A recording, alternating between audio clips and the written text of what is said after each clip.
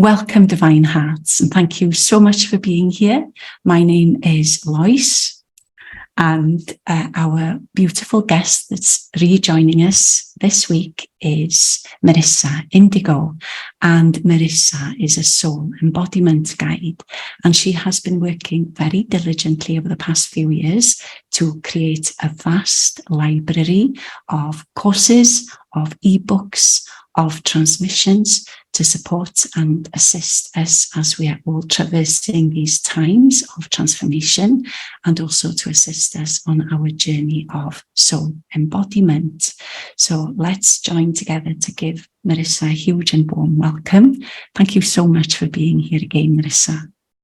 Oh, thank you so much, Lois, and aloha to everyone out there in the audience. It's great to be back. I always love our time together. It's just beautiful. And I want to say Happy New Year to everyone, like happy official solar new year, as of equinox. And it's a beautiful time. As I was looking into things to connect with you today and just do a little light research into the work and all your beautiful offerings, I was reading through some of your bio. And I just wanted to share with the audience the expansiveness and the extent of the things that you offer, the support and the guidance that you're able to offer on the clearings, the ancestral clearings, divine feminine leadership, legacy building, and also how you've shared these beautiful practices of embodiment to guide us, and your huge, extensive Ayurvedic wisdom as well, and how this is weaved into everything that you share as well. There was one thing there that I found really interesting, and I wanted to know more about it. And it's the legacy building, what this means to you, how it's revealed itself to you. So if you would be happy to share with us a little bit more about this. Oh, absolutely. And thank you so much for the opportunity. So, the root of leg is light. Right? Light, like it's so interesting when we look at words. And so for me, our wayshowership and our showing up authentically, even when it's tough, right? Even when we're challenged, it's creating like a living library of our work, of how we are assisting, and just by living. And so one of the things I had written down for us today, with these beautiful energies right now, April 1st, I mean, oh my gosh, incredible crystalline frequencies. And the invitation for us is to be here and to show up and to share authentically. And the words that came through today in preparation were, we can live now. We are invited and supported to live as a beam or a stream, as energy beings, in form. And so with legacy, how that ties together is we're kind of building a catalog or a library of our life's work as we're living it in real time.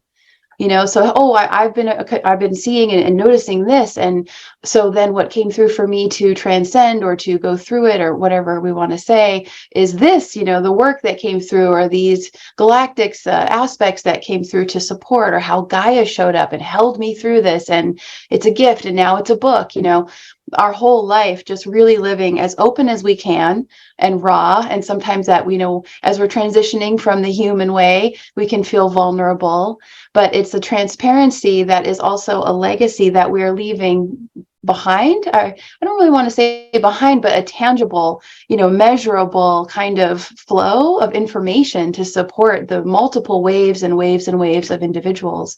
Because now with how much light is just raining down, it's a deluge. I use that word a lot, a beautiful deluge. People are going to be waking up a lot faster, and they're going to be confronted a lot more rapidly. And some of us, I feel we're very blessed that we've been able to do this maybe a little bit more gradually, even though it's still intense, maybe since our whole lives in different spurts and bursts and phases. And now it's like, hey, every day is a solar flare, welcome everyone, right? So yeah, for me, that's a little bit about the legacy. The work is our contribution. Yeah. That's beautiful, because you're leaving little light gifts, little light packages along the way for people to discover when it's divine time. And you're speaking there about deluge, which lends itself beautifully to the area I wish to move into next with you, which is one of your transmissions. I love listening to your transmissions, and you create these transmissions regularly to support and they're very extensive, and you share lots of wisdom and knowledge in them, and it's greatly appreciated. And one that springs to mind for me is the water the report, the quantum report on water, and the connection between the currents of 2023, in a sense, and water. So share with us the epiphanies, or what came to light for you when you were bringing through this transmission. Oh, thank you. Yeah. So it all started with just studying the Chinese astrology for this year, which began with the Lunar New Year, a Chinese New Year, and it's a water rabbit year. And it's interesting because we've had a couple years of water, but they've been with different animals that were much more young and much more of a fast pace and kind of a firecracker energy. And so this year, with it being the water and the rabbit, it's quite a shakeup and a shift from the last few years. It's almost like we're putting the brakes on in certain ways when it comes to our physical body and our physical energy. And I guess the best way to summarize the entire experience is water. And I received this huge, like, oh yeah, there it is, this expansion from this awesome video of Bruce Lee. And he was kind of talking about his philosophy as a martial artist in life, and that flowing as water. And so then we think, wow, the primordial waters, just thinking about the element of water, we start to expand that. Well, that's Mother, Divine Mother. The waters also are emotions. And this year being that 7 year, it's just so interesting because our physical activity may not be as just kind of gangbusters as it has been in our whole life up to this year, and particularly the last couple of years. So in a way, it's almost like there's a slowing down on one level for us to start to process these last few years and our entire life in a much more condensed fashion, and just relieving ourselves of the personality, if you will. So really having the space within ourselves to assess, is this the old personality? It's like an old garment, versus the soul and that consciousness. And so these waters, so that was starting to float around for me, last year. The information will start to kind of come in, and now how it works for me is the body has to digest the information. So you'll get codes and, symbols or phrases or numbers, or you'll hear song lyrics, all kinds of things. And so for me, it just began with starting to look at the astrology for this year. And then from there, it just opened these gates of being able to see a lot about our process this year. And, in our old ways, our old life, the old paradigm, emotions weren't exactly something we gravitated towards, right? Mm-hmm. And we are becoming really expanded, and the human would look at this as a vulnerability in a negative way. And it's not in a negative way, it's our superpower. And part of our makeup that's so incredible and connected in with our light. And so allowing the waters to flow. And so then we see, tears, crystalline tears, as we're seeing and allowing and bringing all of this, we could say, shadow aspects, or whatever you want to say, just parts of ourselves that essentially what it's about is aspects of us, lifetimes, experiences, asking for some love, asking for some TLC, some presence, and bringing that all in, integrating all of that. So that was floating around. And then I wanted to share this because it's so funny. So, our life is kind of this mirror of what's going on. And the water elemental came into my reality in the West Coast here too, of North America. I say with a splash. We started to have right away in the beginning of the calendar year in January, a lot of rain, flooding. There were jellyfish in the streets downtown because the sound overflowed into downtown, and people were chasing the jellies, and putting them back in the water when the tide went back down. And so that's all happening. And then in our own home, stuff is happening with water. And so it's so amazing. So how it keeps getting more and more like in your personal experience. And so I'll start with this visual that I lead clients through. When we do sessions, we connect with Gaia, Sophia, with Mother Earth, and, Solaris and all this. And I invite people as we travel into inner earth to see the crystalline waters flowing, and to put out this kind of grid work visual, this prayer, this invitation for every village, town, city to start to have these springs. that come up very beautifully, naturally, win-win, for people to have access to fresh living water with all those minerals and that life force and that vortex coming out, mama's waters, that male beings have easy access to this as a divine birthright. And so that's a visual we've been putting out with people for a few years. And so how this whole water thing started in the beginning of the year was I saw a video online, and the man was in Europe, and he had discovered a new spring that burst up out of the earth. And it's so amazing. He has a camera, and he's walking, following the trail of water. So he's going up at a, gradual up to find the source of this. And he was able to put his camera in the water, so you could see the water bubbling out of the earth and like pushing the soil up. And I mean, it was so incredible. I was just like, oh my gosh, that's like the visual that we've been putting out, that these primordial waters could start to rise. So it started with that, and I was so grateful and so excited. And then the next day, I was trying to put a 5-gallon water bottle into one of those ceramic dispensers, and I had a shoulder injury at the time, so I was having a hard time lifting it up high enough, and I broke the dispenser. It went at an angle and what I heard with that was the waters can't be contained. And I was like, oh, okay. And then that same week, we had all these things happening. So we had those king tides here in the West Coast and in Washington, where the jellyfish were in the street. This was literally like the day before. So then the water dispenser broke, and I heard that the waters cannot be contained. And I saw that symbolically representing our process, our ascension process, as well, as that nothing can stop this light. And even when it's challenging or we feel contained, whatever that means, as we're going to new growth edges, it's all good. Just keep trusting that flow. So that happened. And then I wanted to look at my notes. So we had those king tides, flooding, and then our dishwasher died. Our dishwasher had died, and it was leaking, on the every day. We're like, oh, that's weird. There's a leak in the kitchen. So that was a lot about that water. And then what we've been diving into is getting comfortable with our emotions as information, honoring them, no longer judging them. And also, the biggest one for me personally is not resisting them. So we think we're done. The human mind wants to just so be done with things that we could say are unpleasant or not as glamorous.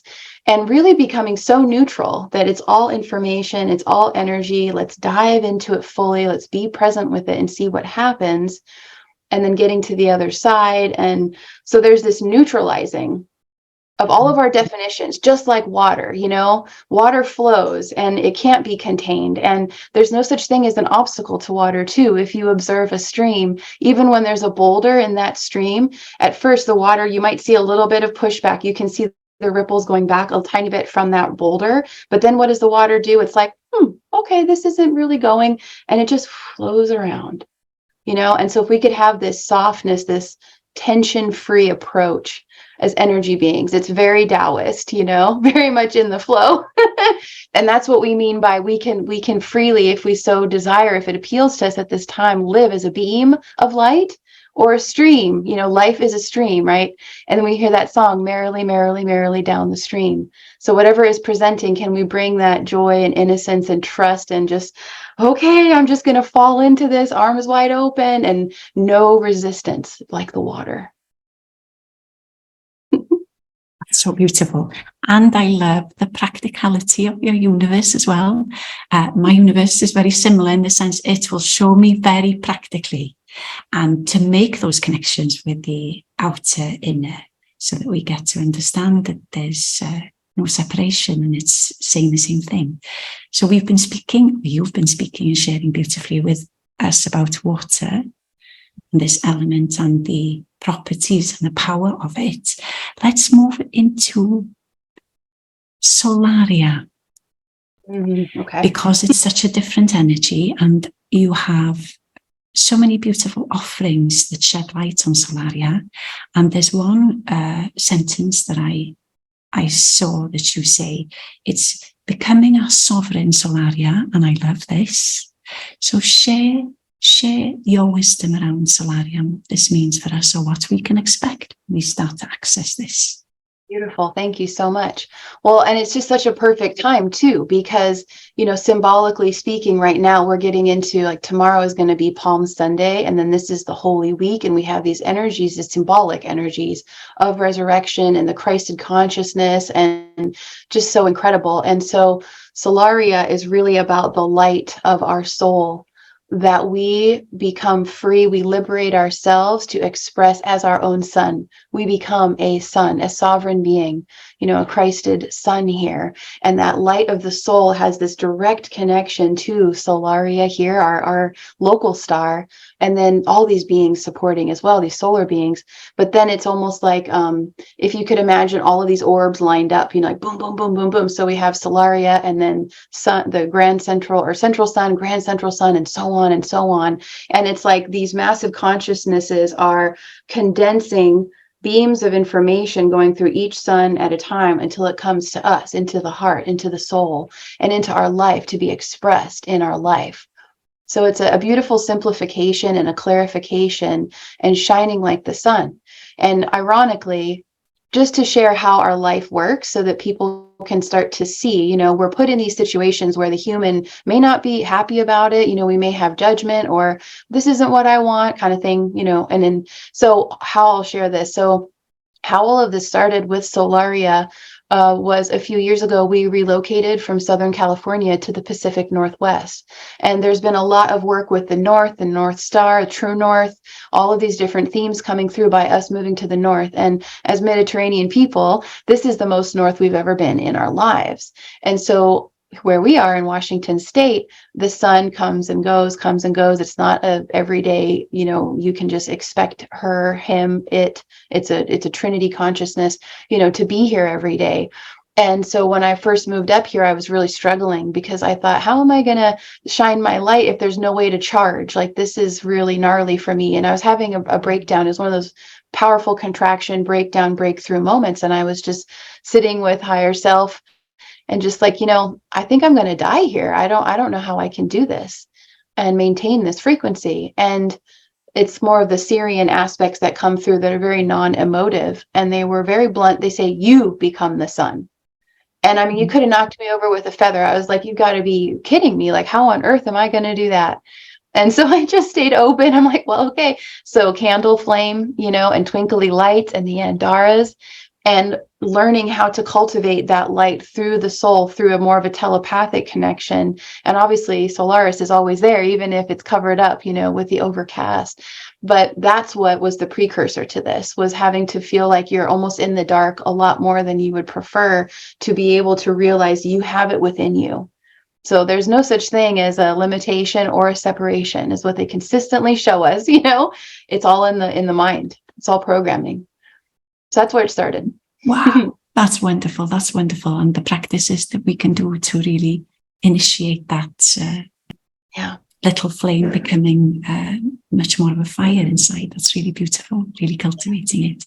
I know you follow and are very interested, and you share information as well about things that occur like solar flares. And so share just a little bit with us about the effects of that within us, how this affects us. Oh, beautiful. Thank you.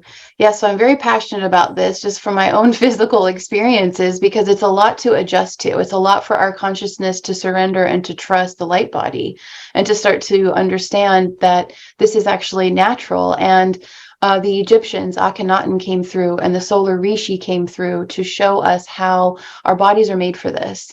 And how in the beginning, when we first start kind of sensitizing to these different flares that are very intense, and maybe we're having to lie down, maybe we have bone pain, things can become quite intense, these physical sensations.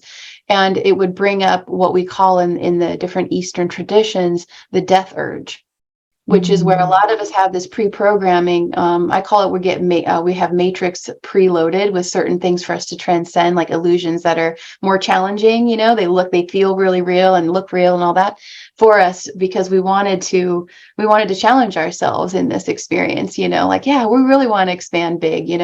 And so having these experiences where the human perceives mortality, because all of that mythos around the light and the tunnel, and oh yeah, it's it, we're leaving, right? That it's associating it with a mortality element, and that's not what is true. But it does kick that off for our nervous system, because it's such an intense influx, and that's all that our kind of primal limbic, more of that limbic, that reptilian, vagus nerve, the baseline of our more mammalian consciousness. The body elemental is kind of a beautiful and sweet and sometimes very vulnerable little animal. So if you could think of a sweet little animal, that might be intimidated by loud noises and bright flashing colors, that sometimes can be our body's consciousness, our body elemental. Brings in some of that Lemurian component.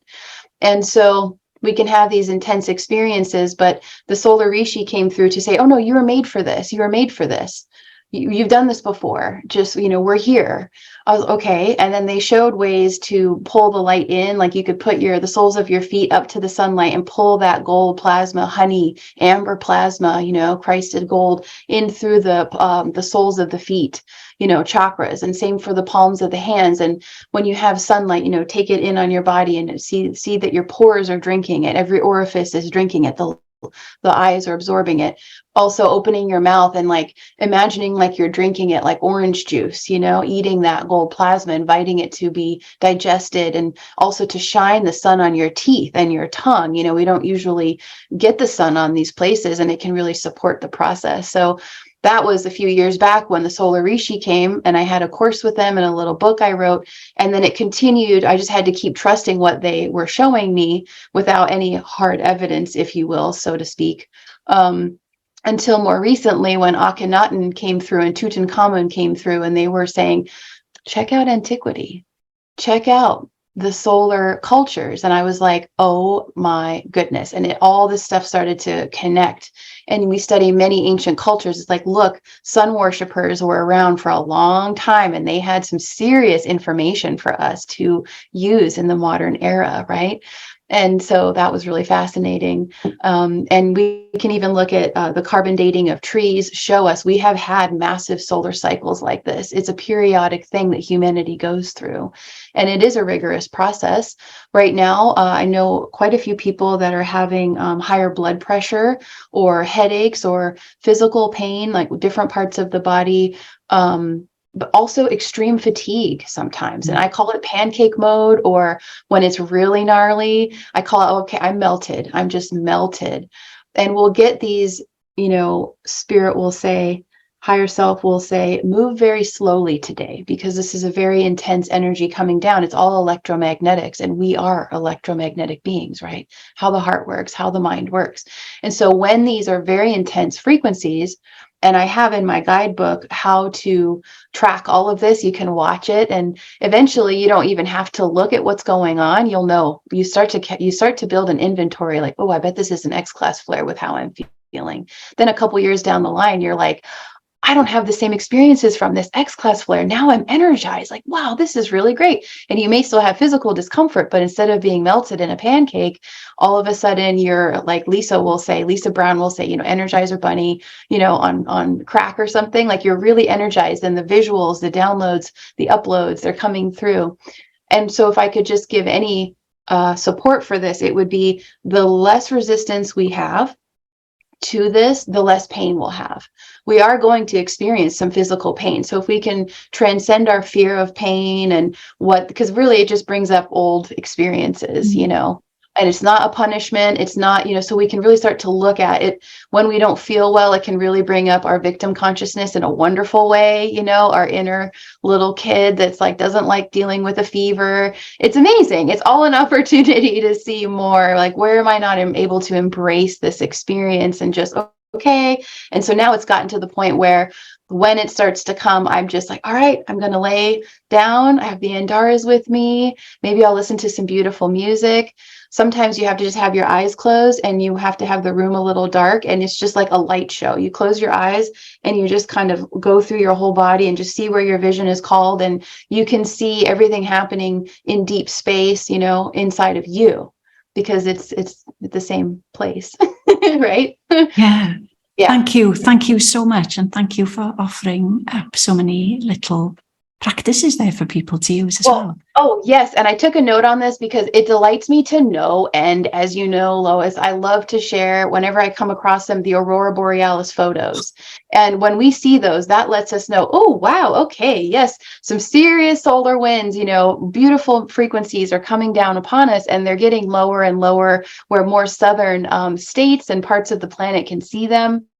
And a beautiful download that came through is you can look at these photos and they will activate you. Work with them. The colors will activate, the rays will do things. And then also you'll notice that they're threads or beams of light. And each one of those has codes for us. So you can really play and connect and invite it to come, and invite the Aurora Borealis to dance and spiral through your body, especially if you're really having to be still, like have a light show inside. And see what happens, see what you get and what you remember. It's really fun. It's fun. And I believe there's going to be a solar eclipse this coming week, apparently. So that's going to be an interesting frequency to move within, and we'll be able to see and witness within ourselves what we feel during that. But also I was feeling for myself, my own experience, having moved around a bit, having spent time in Chile and then now in Singapore. And Chile was a place where there was sun every day. It didn't rain. It's the first place after coming from Wales where it rains a lot. It's very luscious land, so it's lots of rainfall. And then Chile, you just had these clear skies and no rain. And sometimes there'd be clouds, but that didn't mean there was going to be rain. So I got used to the idea there's just no rain. And then how the body was changing in that climate. And then here, it's a tropical climate. It's very, very hot. But now it's this inner sun that you're shedding. And there are times when I'm noticing I can't go out because it's so blasting inside. Yes. I can't go out because there's a different thing going on inside now, because we're continually evolving and changing, and things are transforming continually. So it's really, really fascinating and immense. And also, when we have our own experiences, it just gives you goosebumps, because you realize it's real. This is real. We are transforming. It's not just words that are being said. These are deep and real experiences of transformation. This really returning to being true light beings, being soul beings. It's just, and when these experiences occur, it's just beautiful love messages back to self, really, to remind you, yes, you're going in that direction. It's all unfolding beautifully. It's satisfying, isn't it, when we can start to see it, the physical results, yes. From believing and trusting and going through so much of that for years and not having any evidence, and how challenging that is for our consciousness to have faith, in that regard. And so it's very satisfying, like you say, to just feel that gratitude, and just, it's like soul tickles, of affirmation and joy of the truth of our being, and that we get to do that. I mean, I feel like we're so blessed. I know. I know you've also created a wonderful course that is about the Holy Womb Chakra. And you say how transformational this is, that it's very pivotal, a big part of our soul embodiment journey. So share more about this with us. So this is beautiful, and it all has to do with being very strongly called by Mother Divine to connect and to resurrect the divine feminine, and all that DNA and so much. It's a huge, huge piece. So essentially, to try to keep it succinct, I had taken some notes. There's a wonderful, wonderful avatar named Sri Kaleshwar, and he ascended in 2012 at 39. But he came through from India to bring through a technology that's a light body technology of the divine feminine of Mother Mary. She is the most emblematic example of this light body technology for pure creation, and how she conceived Immaculate Conception of Yeshua. And so this is a parallel kind of immediate or microcosmic version of how galaxies are born, connecting that with the galactic center, just this incredible womb vortex of pure potential as creator beings. And it's a system that was codified, it was gifted to humanity in the Satya Yuga. This was 7,000 years ago, when humanity was really more in a Telosian level of society. Everyone knew that they were sparks of the divine. Everything was very different than now. We could, the best way is like set it to try to exemplify this time period. It was just a beautiful harmonic, and it was like a 7D Telosian society. They didn't have any of the separation or distortion, so it was right before, it was a few thousand years before we decided to go, okay, we're going to go really deep now into this kind of dark age period to, expand again for where we're going now, the Sai Yuga of the divine.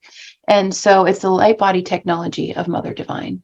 And it's a system that the Pleiades gifted the Sapta Rishis, the 7 Rishis in ancient India and Tibet 7,000 years ago.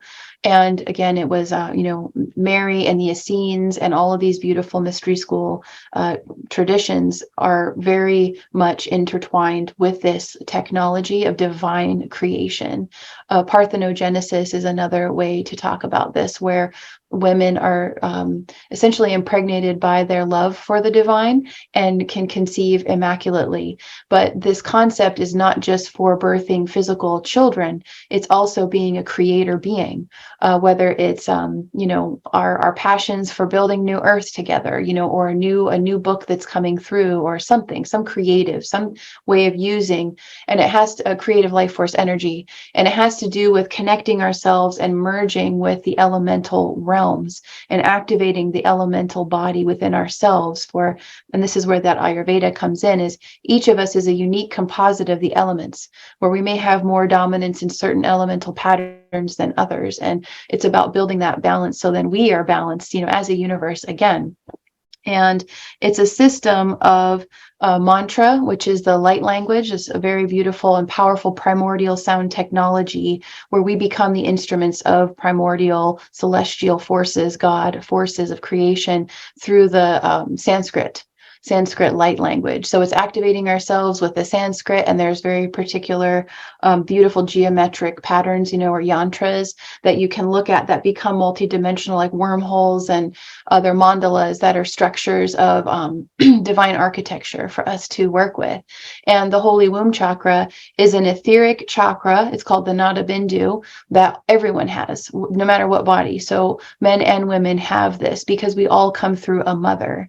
And the concept of this is, the very act of us being incarnated here through a mother is divine, and is a microcosmic version of divine birth. And so it's starting to clear all human karma and ancestral programming with our lineage through our mother, and purifying it with so much gratitude and pure love that we see her as a saint. Because it's only the human that would say that things are not perfect. Very powerful practice for soul realization and connection, for all of us to connect to Divine Mother again through our own human mother and lineage. Very, very powerful. Yes. And also you've been touching upon the creator and how important this is now in these times, in the trajectory, in the timelines, in the way that we are returning to that home frequency again. And this journey of coming into taking responsibility, also this attuning, fine-tuning, and coming to be the creators of our own reality, and really stepping into that and understanding what that means, and the giving birth to these higher creations that are so, so needed, that are part of what we are here to create. So thank you so much. That's so beautiful. And your light team of support, if you will, I know it is, you have a huge inner circle of support. So, all these new frequencies, all the time, these new expansions and awakenings into deeper aspects of yourself, and how you're bringing these through into everything that you do. And speaking about the Divine Mother, I know you work a lot with Mother Mary and Mother Magdalene. And I was just interested for you to share your interpretation, how you feel these frequencies, how they differ, if they do, how they come through for you. Oh, thank you. Yes, absolutely. So in 2019, in March, I was very much called to rekindle and understand who the Magdalene was and is. So it started for me with Mary Magdalene, and it was a huge part of healing the divine feminine DNA and any of the patriarchal programming, any of that, the misogyny or just any forms of separation or degradation in the divine feminine strands. And Mary Magdalene came first because she's the most human. She's a human avatar, with Yeshua. She was a businesswoman. She came from a lineage of sacred women and priestesses, and the Magda, the House of the Rose, it's a whole thing. There were many Magdalenes. And so she was the one that was the most relatable because she was the most closest to the human journey of a lot of trial and error and judgment and all the things, right? The scapegoating, all this stuff that's true for many women. So she was the initiatory master to call me into the rose path, and that actually led me down the rabbit hole to remembering and living fully oracle priestess lives, being a holy person, a holy woman, clearing a lot of fear around seeing or sharing or speaking, which was all vital for the Wayshower path, to overcome that fear, those blocks, the fear of being seen, or trusting our wisdom, trusting our sovereign connection. So I worked with Magdalene for some time, and I still do. And then the next step of that was Mother Mary and Yeshua, and that's when the Holy Womb Chakra teachings came through. So my relationship deepened very much with Mary, and then next to that, above that. So it's almost like over soul layers.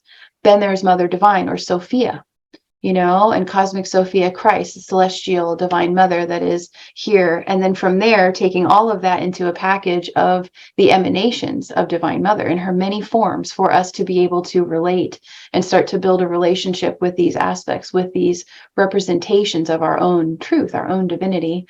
Then there's Gaia, Mother Gaia. So all of those are with me in my heart while I'm out with Gaia, and I see all of them come through Gaia, in the colors and the bird song and all kinds of things. So for me, they're all beautiful, unique flavors or emanations of the energy of the divine feminine, different forms. And with that also, Saint Joan of Arc, kind of more of a warrior component, and a warrior for the divine. And that ended up being a lot of activations of actual ancestral connection of my French heritage through my matrilineal side. Very interesting stuff. So yeah, they're all to be beautiful and unique emanations of the Divine Mother that are here to support us at various phases. What are we needing? Are we needing compassion and to hold ourselves with the mantle of Mother Mary? Are we needing more perhaps to be with Gaia, or perhaps more of our courage, the courage codes with the lyra and the golden lions behind me here, with Saint Joan of Arc. So they're all here for us, depending on what it is that we could use to balance. And before we close, I know you spend a lot of time in nature, and you've rediscovered this beautiful part of land where you live that assists you in so many ways and supports you in so many ways. Share with us a little bit of the magic of that land for you and what it brings to you. Oh, I'm so glad you asked, because I really wanted to talk about this. And so part of moving here, like you shared in Wales, there's a lot of rain. So it's a very lush place. So even if there's not a lot of sun, or as much sun as I would like, the greenery here, the emerald ray here, has reached out and just taken me in. And when we first moved here, it was just this incredible experience of being held and beckoned, into the forest, in with the trees, in with the mosses, and the mycelium, the beautiful messages of the mycelium activation, this primordial consciousness of Gaia Sophia that's right beneath our feet and is very ancient as Gaia herself. And so it's this beautiful transmission that will one day be a book gifted to us by Gaia. It's called the, let me see, I'll get my words crossed here with all this activation, the Emerald Covenant Codex of Gaia. And it's an Emerald Covenant with Gaia where when we feel ready and we hear the call to serve her fully, to serve humanity fully, to embody and anchor ourselves as a star being, as a solar star, Terran, crystalline being here on a crystal planet, Gaia will come forth and you make a covenant with her, a sacred promise that you will work together in symbiotic relationship. And I was frightened because we had moved to a new place and so much was still going on, you know, with the excitement of the last 3 years, the unraveling, so much stuff. And I was having one of those powerful breakthrough moments in the forest and having these wonderful purges of the inner child stuff, deep root clearing. And that's when you had sent me those rainbow Andaras too, that were very supportive of that, of bringing forth the sacred magical child and trusting that again, that we were safe again. And Gaia, I was out in the forest and the trees were like embracing me with these hanging mosses. You know, we're in the Olympic Peninsula here. And she said, it's safe here. You know, you can trust me. And she said, you'll have everything you need. She said, you just be with me and be with me, watch with me, learn with me, sit with me, and I will give you everything that you need to thrive. And I always get so emotional about that. And it's true. If we just think about just going out and taking photos of beautiful flowers, you know, or getting a pine cone, or, I mean, the transmissions that come through. So that's where my body of work comes from Gaia. I'm just a conduit of it, you know, appreciating and being healed and being brought into a whole higher heightened states of being loved and seen as precious and worthy. And it's all the messages of Divine Mother through Gaia. And so that's the Emerald Covenant Codex. When we're ready, we go out on the land with her and make that promise. Is like, okay, I might be terrified to live full time as a wayshower, you know, with this wild time we're all here in, but I trust you and I know that you're here for me, and we're going to co-create and also find like-minded individuals to collaborate with and to share with. So very powerful. And that's Gaia. She's here to hold us. She always is holding us. We just have to remember. Yeah. Merissa, thank you so much. It's just been an expanse of wisdom and delight.